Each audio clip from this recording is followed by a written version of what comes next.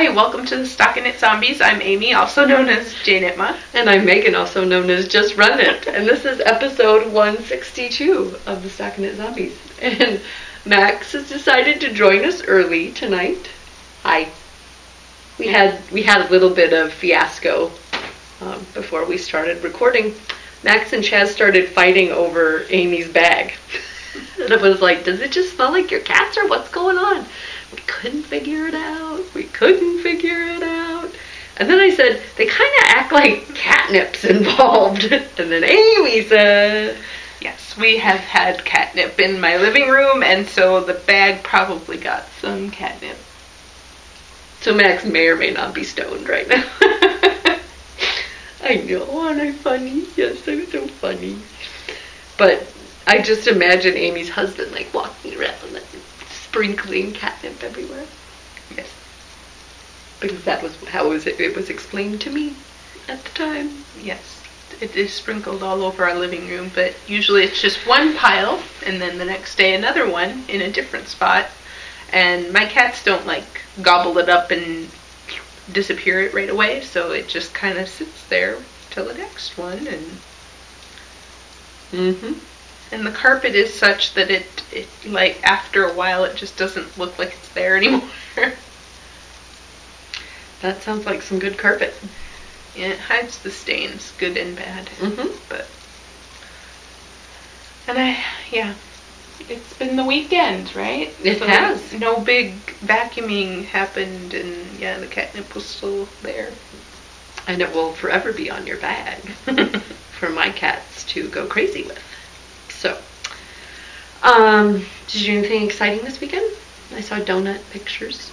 Yeah, we got a heart-shaped donut, Dunkin' Donuts, but that was it. Went to the library and then picked up some bookshelves and a desk for the house at Target.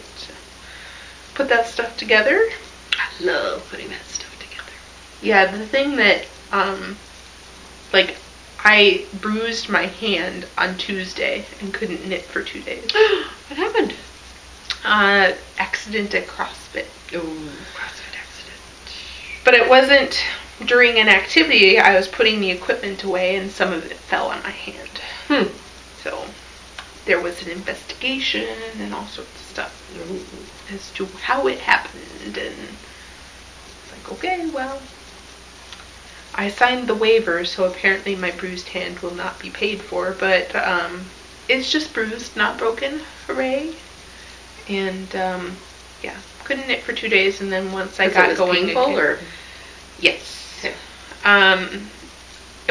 It wasn't immediately painful, so I would knit for a little while feeling just fine and dandy, and then I would just get completely couldn't do it. Had to go get an ice pack and put it on my hand. And I don't know if I've mentioned it on the podcast before, but like that is my worst nightmare. Like when I'm running and it's kind of icy out, like I will go through like my bailout plan in my head as I'm running.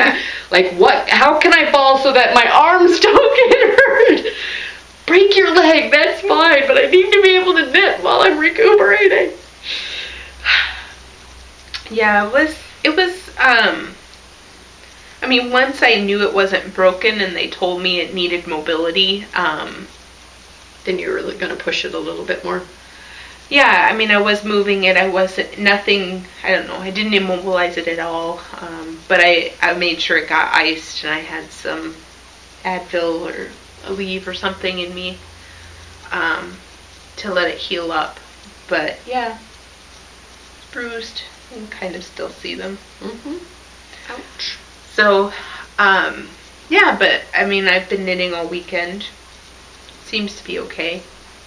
And I have an ice pack at work if it gets crazy. I know that mousing hand bothered me a lot more than knitting. We didn't have anything exciting going on here. My youngest, Quinn, is ill. He was, what's the best PC way to say this? I prefer to say scoots. I believe that's kind of a Midwestern way of saying it. But he's at that ripe old age where he doesn't realize that when you're sick that you shouldn't fart. Oh. So there was a lot of laundry that happened yesterday and I tried to sit down and have like a conversation with him about when this is going on, you have to go sit on the potty to toot, you know, don't do that just in your underpants. And yeah, we broke down and finally put him in a pull-up last night for bed because he was waking up and needing his sheets changed and stuff. Poor guy. Now he's got a fever, so I don't know what's going on with him, but week looks indefinite, you know, when they can't go to school and you're looking at your work calendar. And so anyway, good times.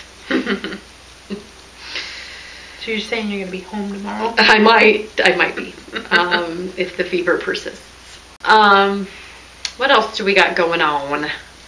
What do we got going on? I have over here, the folks at Fix-A-Stitch have sent us, Amy and I both got a set of their lace and then their 3-piece set of kind of a larger gauge down to like a small gauge, and those are lace weight, as I said. And we have a set to give away. So Amy and I each got one to play around with, and I went out and they have a really cool video on their web page that shows you how to use them and how these differ. You can feel free to open it up if you want. What? I just haven't. Is this mine or yours? I said you can feel free to open it up. Oh, I opened, mine are already open, but these are, I thought these were the ones we were giving away. And no, I think I have those, I have those separated. But what makes these differ from crochet hooks is that they're double-ended, and so it makes it really easy to do the purl maneuver. You have to watch the video to exactly get it right here. I'm not going to be able to demonstrate as well as the video does on their webpage. But basically, instead of just looping it back through like you do with the knit stitch, this also does purl stitch, and then inherently, obviously, you can do garter with that as well. I think that it'll be a nice tool if you're dropping down and you've split a ply, or you used yours when you had your catastrophe.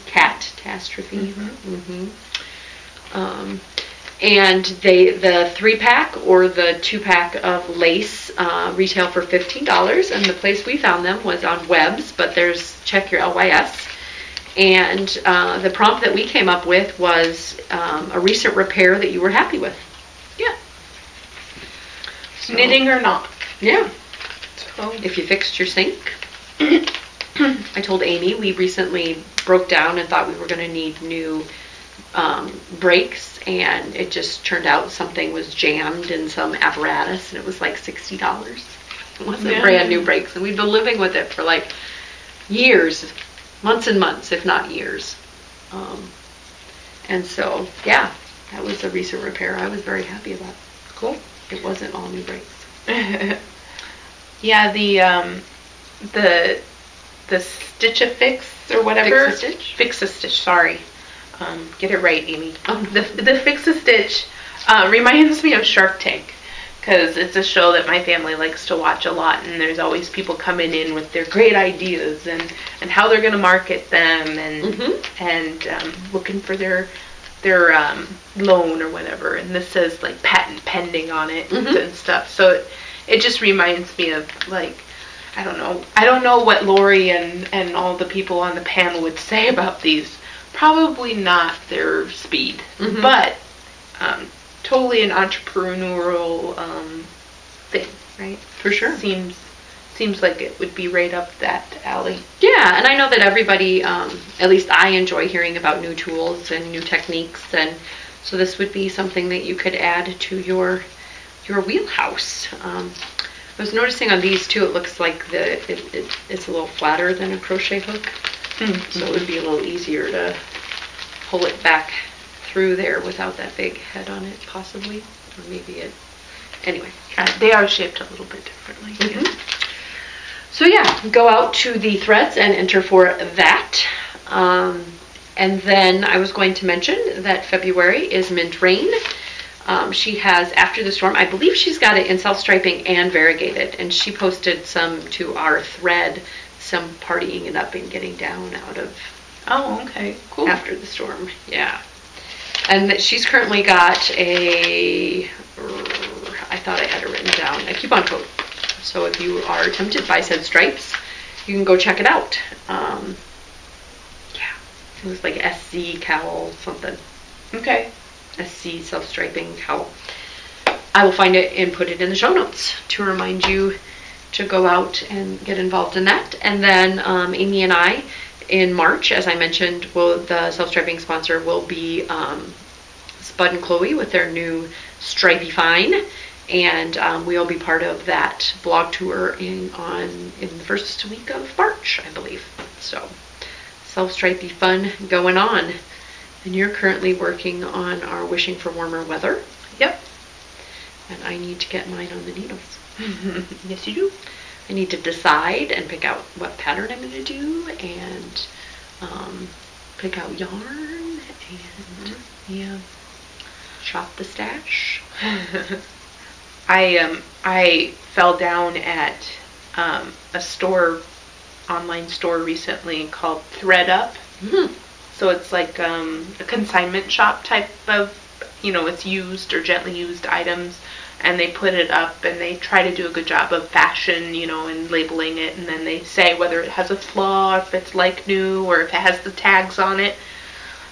So like never been worn, or worn really nicely, or it's got a flaw, and they mark everything. But the thing that got me is that I signed up for their newsletter or something. They got my email address, so I assume that I gave it to them. Mm-hmm. And they just kept sending me these little like, hey, check it out. And the latest one was 40% off your purchase. I'm like, these things are already like super discounted, and then I get an additional 40% off.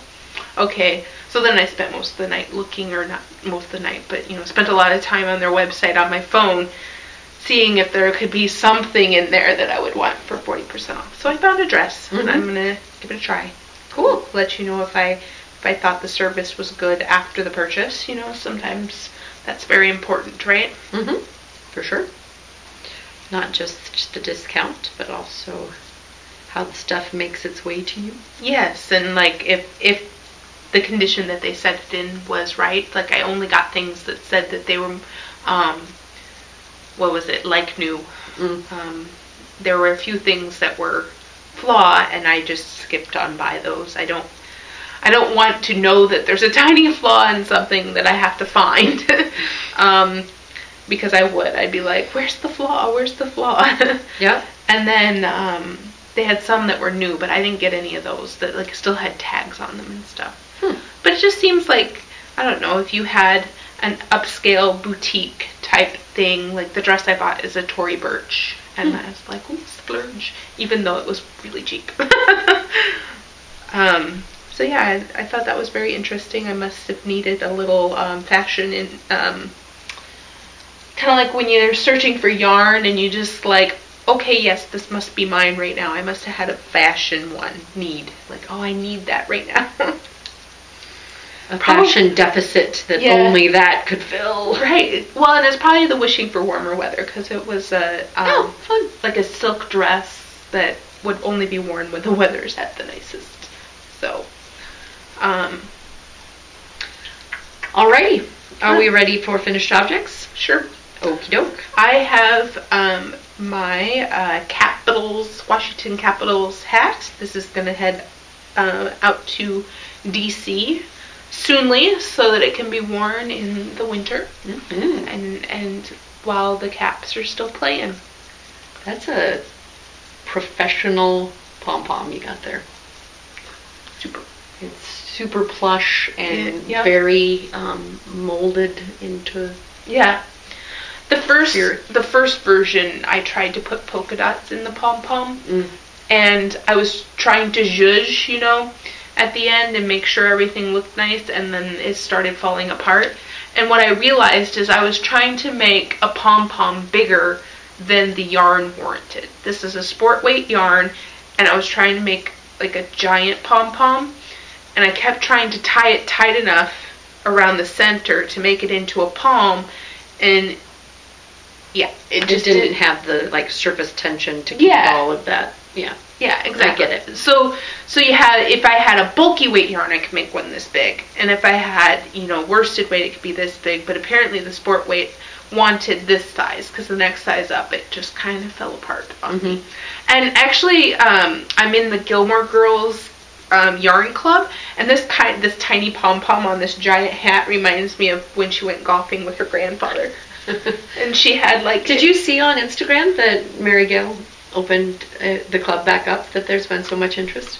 That's great. Yeah. I liked my first choice. Yeah. And I picked my quote for next month.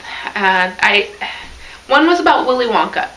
And I have a bunch of really wild things from Mary Gail already, so I took the cake one thinking like that one might be more subtle and subdued. But Karen picked the other one. So Karen and I, without commenting to each other what we had gotten, we've been picking the opposites. So it's kind of nice. I get to see them in person. So like the other one in person. Okay, tell me about your golf hat now. Okay. This is the cover hat from the Coop Knits Toasty. The North Allen? Yeah. North Allerton. North Allerton hat. So there it is. See, it's just as poofy. Now I think that their pom-pom, they managed to get a little bit more size out of theirs. Or maybe it's just not as trimmed. I don't know. It's not the size of the pom-pom. It's what you do with it. Yeah, you knew I had to get that in there. Yeah. So this is a very, very slouchy hat. Like, I imagine if you had a lot of hair, or I think Kim has called them her Afro hats. You know, just like if you have a lot of hair that you want to keep contained in a hat, I could see some this is your hat in there. Dreads. Okay. Yeah. Yep. I could. So now my sister-in-law, she actually has hair like me, but she can wear a jaunty hat. So I think that it'll be very cute on her, and it'll show her Cap's Pride. She goes to, I don't know how much anymore, but she used to go to a lot of Caps games, and she's definitely a fan. So doesn't that color work just sing to you from across the room? Like, oh, you should knit me some more because I'm wonderful. Yes, somebody gave me a little cell phone sweater pattern recently. Yep, do you remember? She sent it to me as well. I was thinking about knitting it, so we can talk about it when we knit it. But basically, it looked like she had used the bright yellow and bright orange that I actually have in my stash. From Mad Tosh? Yeah, so I don't know if that's true, but definitely looked that bright. And I was thinking, ooh, exciting. I don't know what I need a cell phone sweater for. To keep yourself warm? Oh, I don't think you want electronics to be warm. I really don't. I don't know. Like when I walk, because I walk to work, I'm about 2,000 steps to work, and when I get to work and I touch my electronics, they are not warm to the touch. No, I suppose not. It might be nice if it had a little sweater to keep it warm. To keep it warm. My stitch. Oh, it's eating it. The Ravelry name of the gal is a Lazy Beauty. Okay. And my phone is thinking way too much. I have too many messages in this folder. So my other FOs are my minis, which I am doing for the zombie KAL. So this one is Hermione's Everyday Sock. Yeah, Hermione's Everyday Sock in miniature. And Dreams in Fiber. Dreams in Fiber does. And that is a Dancing Dog Dye Works, so this little guy is my entry. Not that I would win anything. But, so that's that first one. I think this is the Goofy. It looks like Goofy. Colorway. Is it top down? Yeah. It's Hermione's is written. Yep. Okay. Yep, it's very cute. It's like top down, you do a little heel flap, like 4 stitches of heel, or 4 rows of a heel flap. Yeah. It's very cute. And then I got the weave done. I'll do more of these. And then, for funsie, I made a static zing hat. For your finger. That is thumb-sized. I could just add that to my color work mitten, and then I wouldn't need to write thumbs, right? I still haven't done that.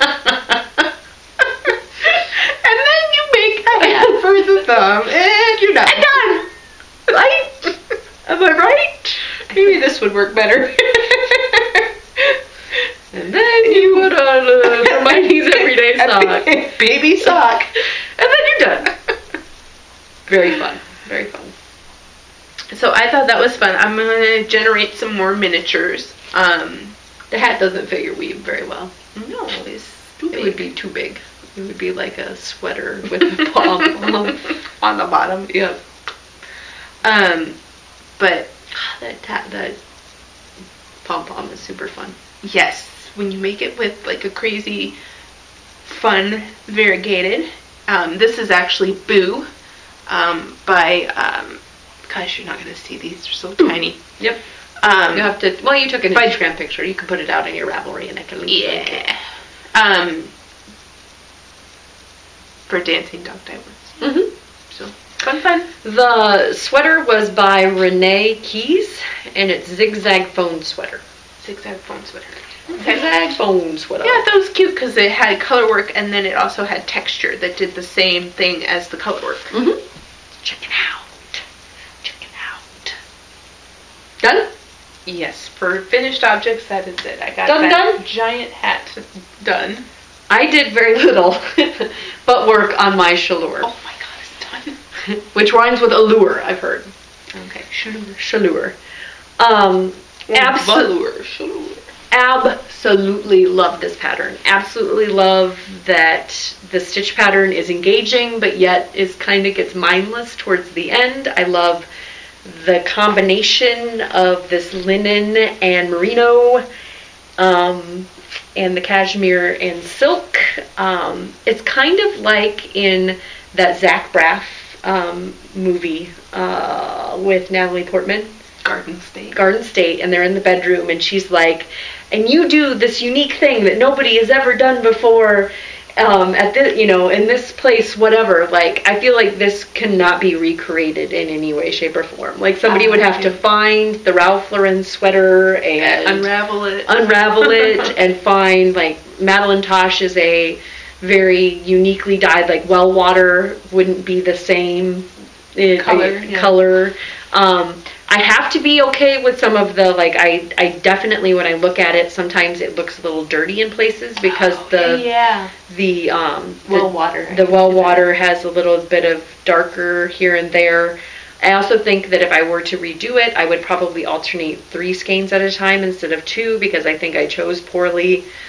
There's one really light skein, and I don't know if you guys are going to be able to see it, but with the well water, then that was where I think it's like from here down is very light, and then when I switched another skein in to alternate, it was a lot darker, and it's just going to have to be unique. Oh, and that's interesting. So the well water was darker because it's also making the blue look it does. A lot darker. Yep. No, the blue was finite throughout. It was a commercially dyed sweater that didn't have any sort of variegation. But I was incredulous about only having 14 inches underarm, but the arms add a lot of length to the sweater, and so it's very long. It's very long. So, the armpit doesn't hit me at the armpit. It's down here. I want to make it so that I can wear it with, like, leggings. Yeah, I mean, and this might stretch quite a bit. I'm really glad that I did, because I think this came out to be about a DK on 8s. I think that a worsted would be a little heavy. Mm-hmm. I mean, I like the weight of the fabric that it created. Things that I did differently. I did not provisionally cast on for underarm as it called for. I just cast on and picked up.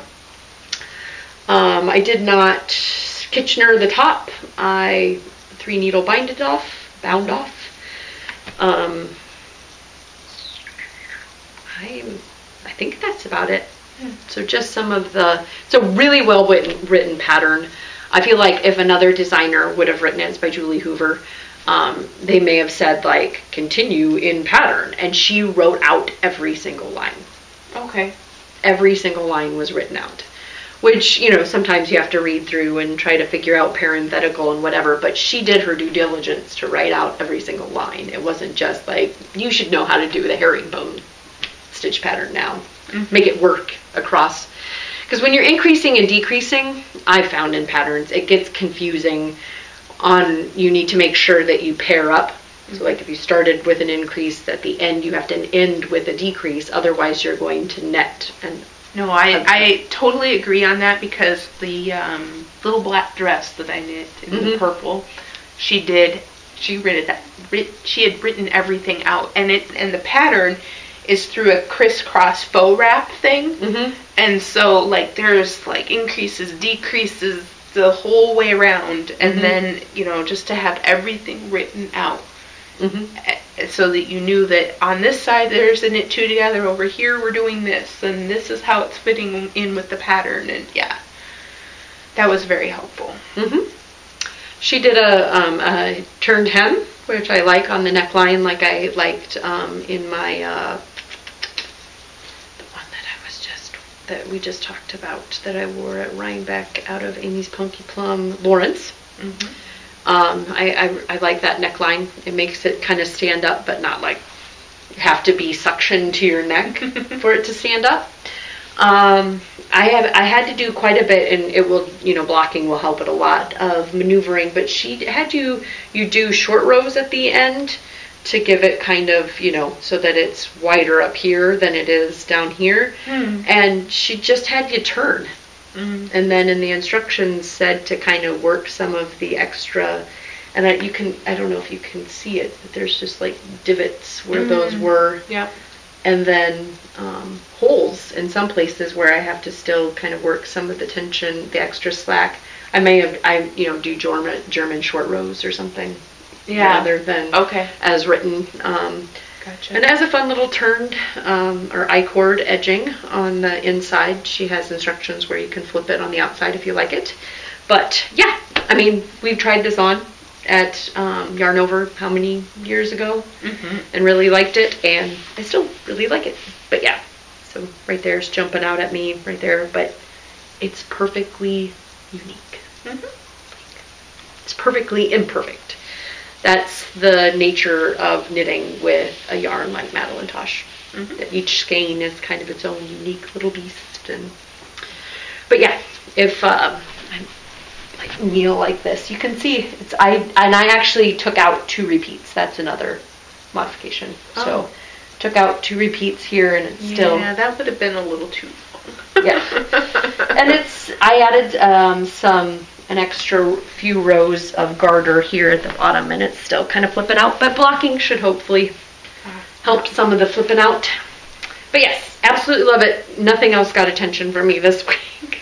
I was like, oh, this is so much fun. Absolutely loved it. When I was done with the body, I was done with the sleeves. Oh yeah, that too. Has to be my favorite construction ever, even if it was from the bottom up, because I don't know, sleeves and thumbs. Yeah, the Alexis Winslow that I left at home, you're doing the cap as part. The cap's part of the sleeve is in the panel that you're working on, so you know that once you get there, you're only doing from here down like a little bit. Yep. You'll find that with the boxy as well, right? I mean, part of the sleeve is part of the body because it hangs so far down. But yeah, it's nice. It's nice. So, whips, I worked on my Alexis Winslow Trilogy sweater, and I got the second panel done, and then started the cap sleeve part, but I left that bag at home, so I don't have it to show up, but it's the same panel, just duplicated, and that's how far I had gotten. I had whipped through those, and then I got to the 2 banners, you have 2 of the banners that we held up last week. Yeah, out of the 3 that you need. So Which is so apropos. I love you, Alexis. Yeah, this is trilogy. You get 3. Yep. It's got triangles. Yep. But 2 colors. Yep. Only 2 colors. That's okay. If you squint your eyes, it makes a 3rd, right? Yeah. And it's very graphic that way. I'm working on my boxy right now out of a cotton linen. It's more cotton than linen, but it's still a good blend. Yeah, 60-40. And yeah. So the hope is to get through 6 inches and then switch to the next color. Trying to decide if I just want a hard transition or if I want to try to like slip stitch something so that it kind of blends. And then do like a row of color work. Yeah, that kind of thing. 2 colors. Yeah. Cool. Let's see. Open the bags. So got this far on my second mitten. Not very far at all. I balled up. I have some of that same base, and if I hadn't been like obsessively working on this, I would have one of the hats from that Rachel Coopy toasty would have gotten on the needles with the yak. Cool. So then I have aesthetic things. I got into the blue color. And I had knit a lot on the black, so I feel like I got really far, but it's still just in the dough. Excuse me. And then, so that's exciting. Those done. And I don't think anything else made it into, no. So then I also started a baby hat as a static zing, but it's very, both of them are very variegated and splattery, where you only get 1 to 2 stitch of any given color, and so you can see that they're different, but it's still not wildly obvious. But it's still a fun hat, and it's stretchy, and it'll be good for a baby to grow into. So the 2 yarns are Cakewalk? Yeah, I believe this is the Cakewalk yarns, and then it's both not dying anymore. Oh. Yeah, discontinued yarns. Sorry. I forget this. I think this is creatively dyed, but I'm not sure. This one I bought from the Loopy U eons ago. And I made a lace weight pie shawl out of it. So it's not lace weight, but it's worsted, but it's lacy, and I made it out of this weird yarn. Yeah, tragic mistake because you can't see any of the lace. It's just a giant shawl that is wonderful, and it's warm, and it's blanket size, so it gets used, but you can't see near the amount of effort that went into it because all the charting and stuff just kind of, you really have to look at it to see it. Never make that mistake again. This must have been before I knew you were a knitter. I don't remember such shawl. Yeah, it was a while ago. And again, I was probably my first, dive in big project. Thought I wanted to have like a fancy yarn and grabbed this fancy yarn thinking it would be okay, not realizing that when you're putting that much effort into lace, you want it to be solid. But look how far you've come. Yes. Yeah, again, we'll not make that mistake again. I mean, certain people, they've made lace ones out of like semi-solids, but this is too splattery. Every other stitch is like a different color or a different shade of blue. So it's really difficult to see what you're doing, but that's all right. I am not mad. Maybe one of these days I can over dye it black and everybody will see the beauty that is. And they will say, wow, you knit all that lace on black yarn. Yeah, exactly, right? Make it a new level of awesome. Yeah, I don't understand people with black yarn. I did it once and I can't imagine. It's intense. Yeah, it was like socks or something I was doing, and I do not like that. Too dark. Anywhoosie, that's it. Okay. Onward and upward. As we were talking, I remembered another thing that I wanted to mention with this. I noticed a lot that I was rowing out. So on the pro back rows, after I had done, the 14 inches of in the round, it was very obvious that my pro back rows were looser. And I don't know if that's now because I'm a picker versus a thrower. Like, I think when you throw it, like I tensioned it after it got over the needle and made it tighter. Anyway, the one end was an 8 and the other end was a 7. So then when I turned back around, the 7 was my pro back row, and I've done that where one needle is smaller but as a feeder needle for in the round, and I've never done it on working flat before. So again, learning as a knitter about myself and my tension, and briefly looked at knitting backwards, because that's another way to solve the pro back being looser, but decided that while learning something probably wasn't the best in the middle of knitting. Den has a really great video on how to do it, but she's doing it with the yarn in her right hand, which I would want to do with the yarn in my left.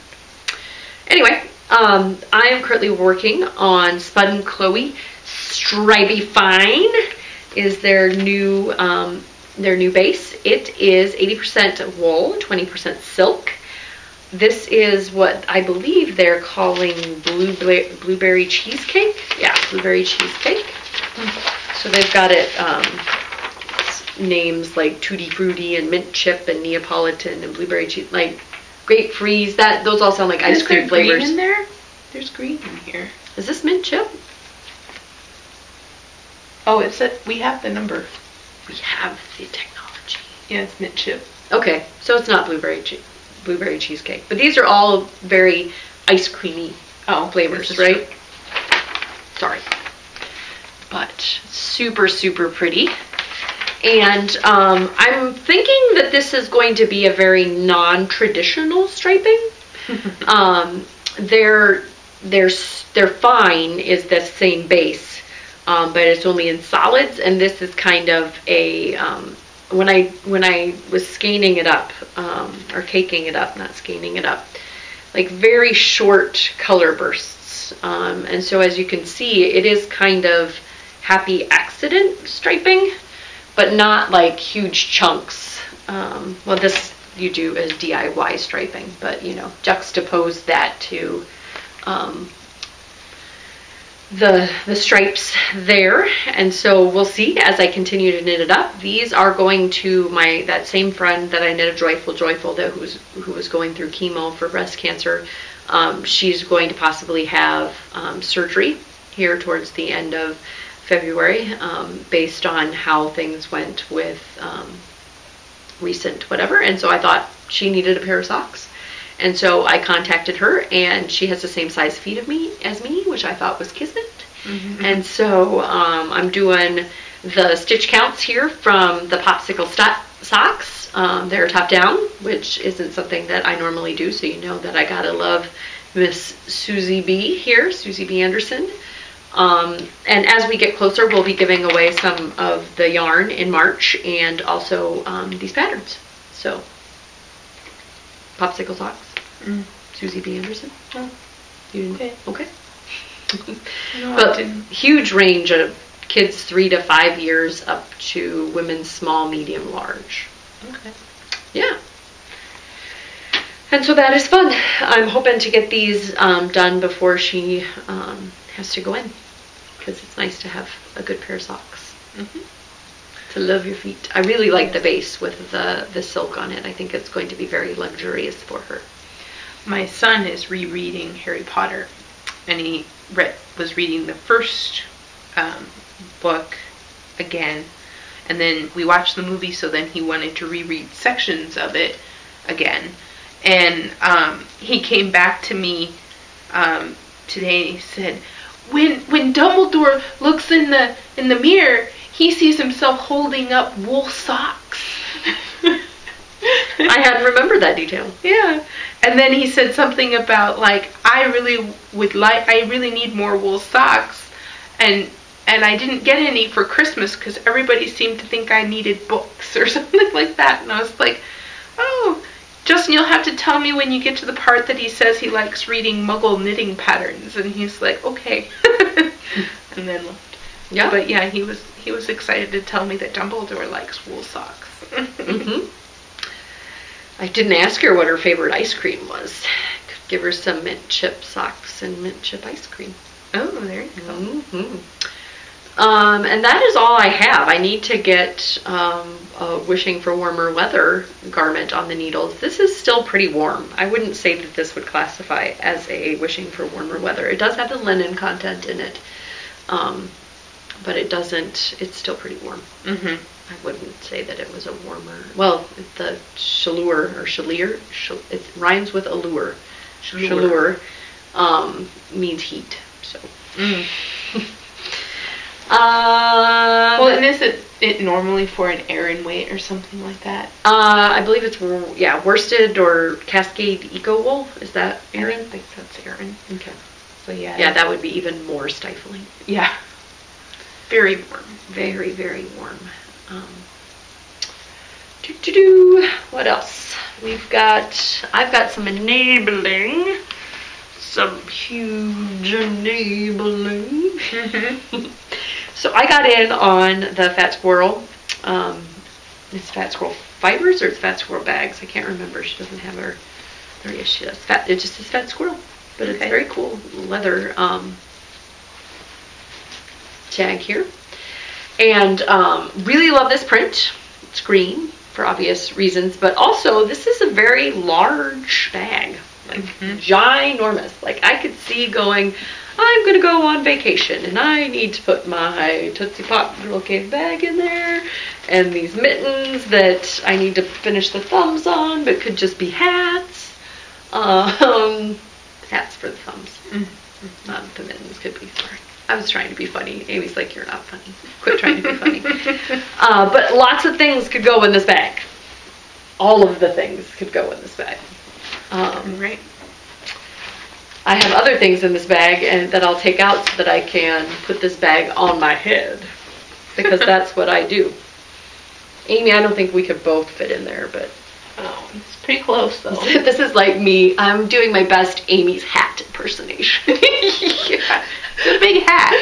I need a huge pom-pom on it. But yes, very, very awesome bag. Very, very sturdy. Very, very big. It's big, yo. And then I wanted to show off. They look like heroes to me. I know that they are actually probably some sort of Fair Isle modern motif, but this is Little Skein in the big wool, Annie Light. She had these in her most recent update. This is her shawl size. It's got a very bright dandelion springy print on the inside. And she just has the best customer service. I know you were mentioning that about your garments that you were getting, but I had bought one for my friend who had knit a bajillion heroes for Christmas, and Corey bought one for herself, so I contacted Annie and said, could you do some swizzling for me? And she was very sweet and very nice, and that is what you get with Miss Annie. Yes, love it, love it, love it. I had ordered a bunch of little roll gauge markers or roll markers. I like to see them dangling on my projects. And she sent me a little extra one. I had ordered a bunch and got a little extra one. Yeah. And we met her at my bank. She's just as wonderful and cute and fabulous in real life. So it's often nice when nice people online are the same in real life. Yes, definitely. Speaking of really nice people, Megan of the Cyborgs Craft Room sent me and Amy this bit of gorgeousness. I was okay with receiving either, so I let Amy him and haw over which one she wanted. I really was torn because I had commented on Bangarang. Bangarang! Bangarang! before getting this little surprise. So I was like, oh, that's the color I commented on. But then this was so sophisticated. It's the most sophisticated purple I have ever seen. I love it. So it goes into some grays and greens, but also has some bright pops of purple. Yeah, bright pops, but it just feels so sophisticated, and I can't wait to knit with it. And yours is the acrylic base, yes, and mine is digital, which is 100% superwash merino worsted weight. So, and it's super soft. I haven't had her heavier weights. I think I got that DK that I knit the brioche cowl with in the final countdown. So yeah, bangarang. Super excited about it. Bangarang. Doom tree bangarang. So yes, thank you, Miss Megan, with the lovely name. A little bit partial. A little bit. Spelled a little different. It is, but it's beautiful in its own way. What else? ZK, we have lots of exciting things coming up, including a logo reveal, t-shirts, 5K, wine tasting, you name it, we've got it. I was just in an announcer voice, so it sounded funny. We had our first ZK VKN, Virtual Knit Night, which I thought was super fun and super low pressure. So if you jumped on and you couldn't get a word in edgewise, or you jumped on and you didn't want to talk to me, and you could go jump on the other one. Or, you know, in real life, if you show up to things, sometimes it's weird and awkward. But like on computers, like you could legitimately want to be part of the virtual knit night and have your computer go down and just have to fall off, right? Unannounced. So I feel like it's low pressure, and you don't have to be like have anxiety or you know, about it. Like jump on. If it's not for you, you know, bye. The room I was in had three, well, including myself, 3 Rochesterians. So I was like, wow, I feel like we should all be in a room so that we don't tie up 2 of the other lines. Yeah. But that was fun. Yeah, it's good to see Rochester people too. Yeah, I can't think of anything else that I need to impart about ZK other than we've got another VKN coming up, and an email will be forthcoming again. Yes. Details being locked down. Yes, because the logo and the t-shirt and the this and the that, they all have to come together so that the note can go out. Do the wave. I'll go first and then you go next. It's like, woo, you know, like it just has to keep on going down. So, what was I going to say? KAL. So, I started a finished object thread because we had a few people finish their objects. What? Yeah.